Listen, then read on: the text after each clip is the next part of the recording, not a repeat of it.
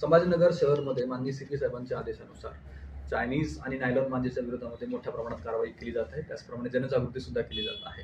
कारवाईमध्ये Sambhajinagar crime department तसेच police स्टेशनच्या वतीने एकूण 6 ठिकाणी गुन्हे रजिस्टर करण्यात आलेले आहे. त्याच्यामध्ये 10 आरोपींना अटक केलेला आहे आणि 933 रील्स जप्त करण्यात आले, ज्याची किंमत जवळपास 8 लाख रुपये आहे.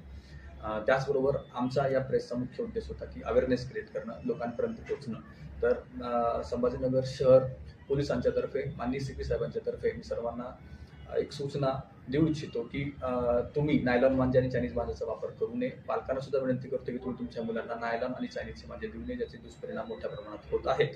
याचा अवेअरनेस करण्यासाठी आम्ही प्रत्येक चौकामध्ये जाऊन आमच्या लाऊडस्पीकरचा वापर करून लोकांना आवाहन करत आहोत. त्याचप्रमाणे आम्ही शाळा आणि कॉलेजेसमध्ये जाऊन सुद्धा मुलांना सांगण्याचा प्रयत्न करत आहोत की त्यांनी अशा प्रकारचे मांजे वापरू नये. त्याचबरोबर वेगवेगळ्या स्पर्धा घेण्याची आम्ही सुरुवात केलेली आहे, ज्याच्यामध्ये चित्रकला स्पर्धा, निबंध स्पर्धा आणि वक्तृत्व स्पर्धा असणार आहेत. धन्यवाद.